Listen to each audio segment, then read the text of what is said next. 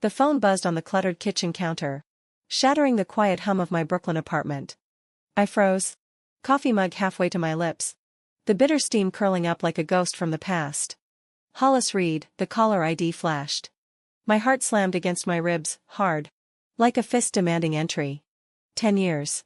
10 goddamn years since I'd whispered her name in the dark, promising forever, only to watch it shatter in the rearview mirror as I drove away from that rainy Seattle night. Why now? Why her? I let it ring out. But the voicemail notification pinged like a gunshot. Her voice, that smooth, velvet timbre I'd tried to erase with cheap whiskey and one-night stands, filled the room. Ellis. It's me. I need to talk. Please. A sigh? Heavy with unspoken regret. Then silence. I slumped against the fridge, the cool metal grounding me as memories flooded in, the scent of her lavender shampoo, the way her laugh echoed off the walls of our tiny grad school dorm, the electric spark when our fingers brushed during late-night study sessions. Back then, in the foggy embrace of the Pacific Northwest, we were inseparable. Hollis, the ambitious law student with eyes like stormy oceans, always buried in case files, her glasses slipping down her nose as she argued points with fiery passion.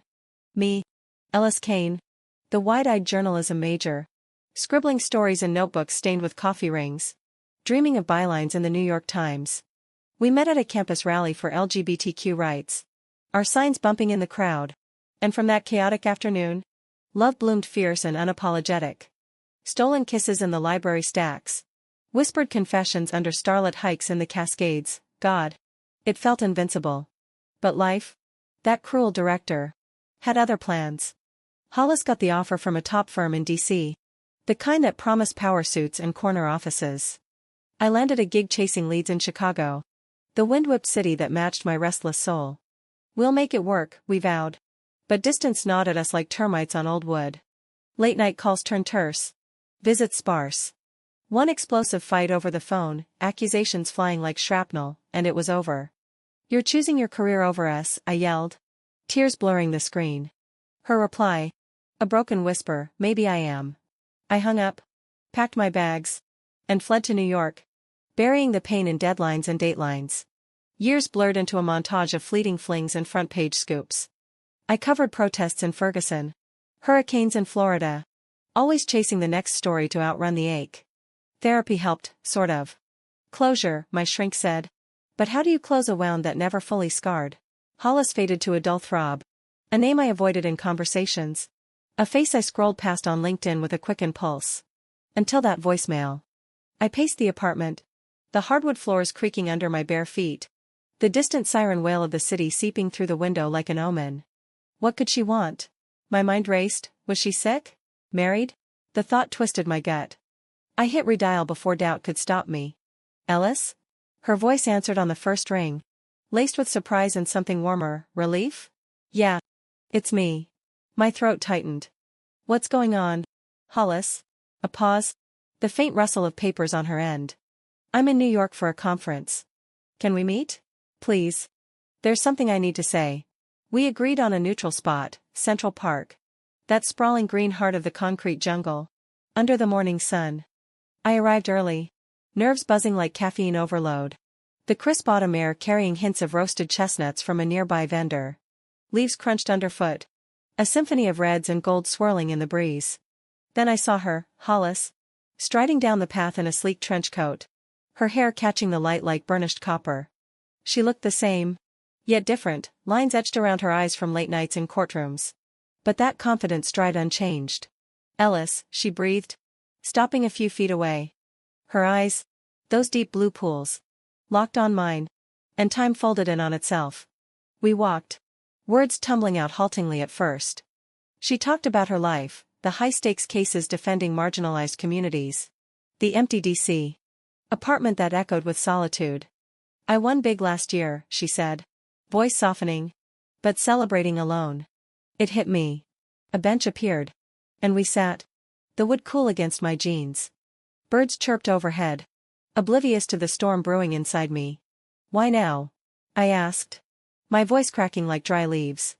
After all this time? She turned, her hand brushing mine, a spark, familiar and terrifying. Because I heard your name. On NPR.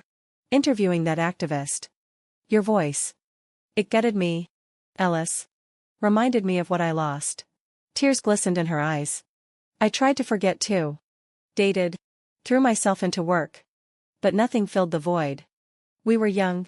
Stupid, scared of committing when the world was pulling us apart. The confession hung in the air. Heavy as fog. Memories resurfaced, our first Pride parade in Seattle. Hands clasped defiantly amid the rainbow chaos, lazy Sundays in bed. Her head on my chest. Heartbeat syncing with mine, the fight that ended it. Fueled by fear. Not lack of love.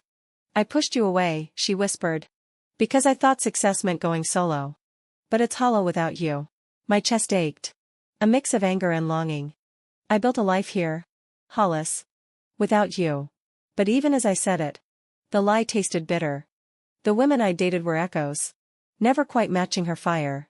We talked for hours. The sun climbing higher. Warming our faces.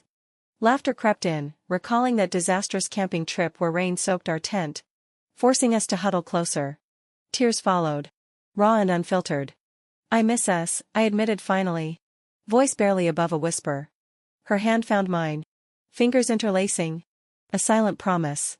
As the park filled with joggers and dog walkers. Reality intruded.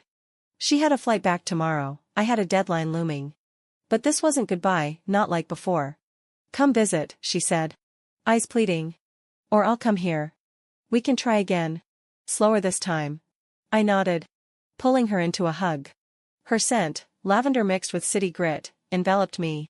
A balm on old wounds. Walking away. Lighter somehow. I glanced back. She waved. A small smile breaking through. Months later. We navigated the distance with intention, weekend getaways in the Hamptons. Video calls filled with shared dreams. It wasn't perfect, arguments flared. Old insecurities surfaced, but love, real and resilient, bridged the gaps. Hearing her name now sparked joy. Not pain. We'd forgotten once. But remembering taught us, some flames never die, they just wait for the right spark. In the end, it wasn't about forgetting. It was about forgiving, and choosing each other. Again.